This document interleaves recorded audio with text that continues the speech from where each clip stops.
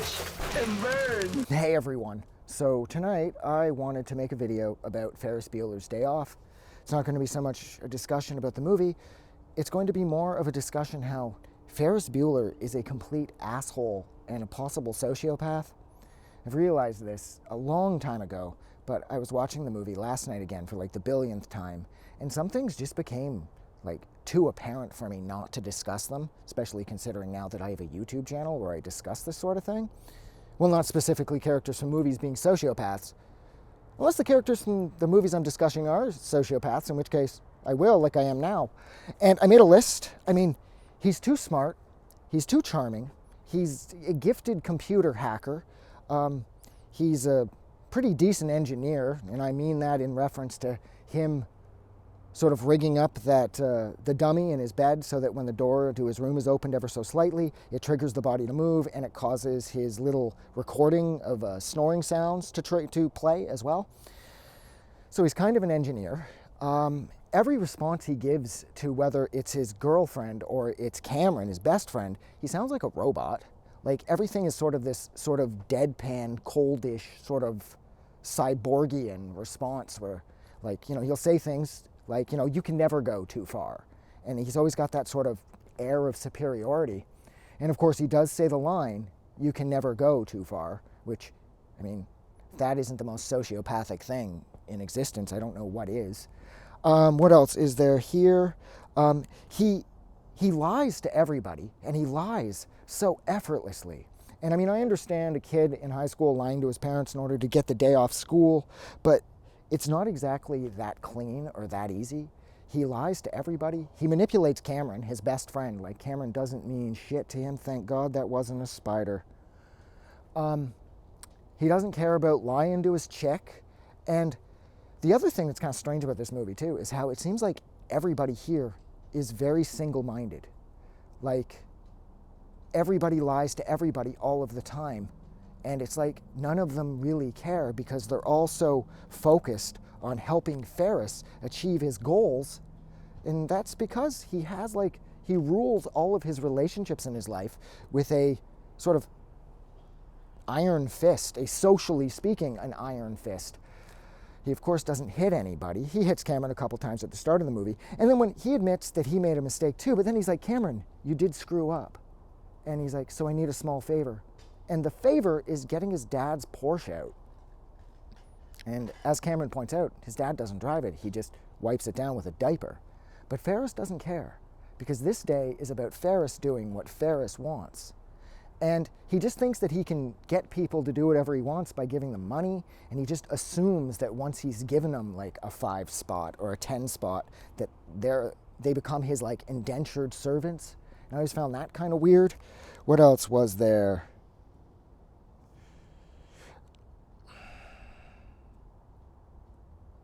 And it does seem, too, that, like, right from the jump of the movie, he knows that the camera's there, and he's kind of playing this whole day up for us. It's like he breaks the fourth wall immediately, and he doesn't stop throughout the rest of the movie. Which also begs the question, can anybody else hear him when he breaks the fourth wall? Because when he's in that Chez Louis, and he's talking to us again about how the Porsche is so choice, and he's like, if you have the means, I highly recommend picking one up. Again, sounding like a fucking cyborg. And then he walks out. His dad comes out of the stall right behind him.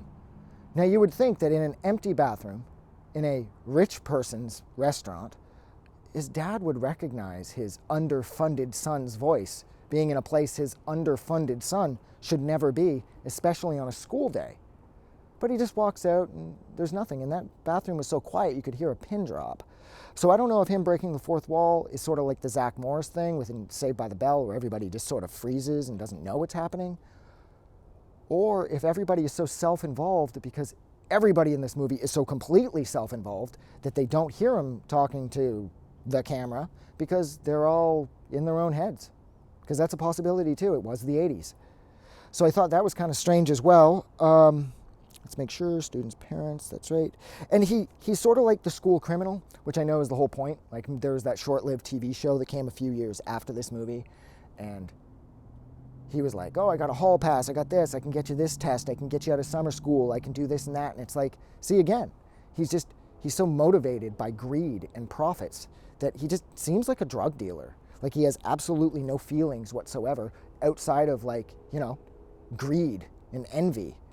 And he just doesn't let anything get in his way of having this ultimate day off, which thankfully enough, you know, was a really good movie. And like I said, like everybody else, I've seen this movie like a billion times. It's really entertaining and it's really fun. But the older I get, the less able I am to divorce myself from the fact that Ferris Bueller is not a good person. And even his friends and his family and fucking Rooney and everybody at school, they all seem so self-obsessed and so self-absorbed that they want what they want and they really don't give a fuck who they hurt in order to get it. And yeah, so I think I'll stop there. So thank you so much for hanging out with me while I discussed how Ferris Bueller is a terrible person and possibly a sociopath. But then again, so is everybody else in his life. So I guess you get what you give and you are a product of your surroundings and environment or whatever, I guess. But yeah, look, I'm going to go. So thank you so much again for hanging out with me while I discussed how I don't really like Ferris Bueller as a person. Like always, if you like this video, don't forget to do something nice for somebody. But please, most importantly, do not forget that the world is a better place because you are in it. And I'll talk to you guys soon. Have a good night. I just wanted to say thank you for making it through the entire video. I really appreciate it. And I'm going to remind everyone one more time, even though I've probably already done this in the video that you just watched, to please click the like button as well as the subscribe button because it helps this channel grow. And thank you for hitting like and subscribe. And we will see you guys really soon.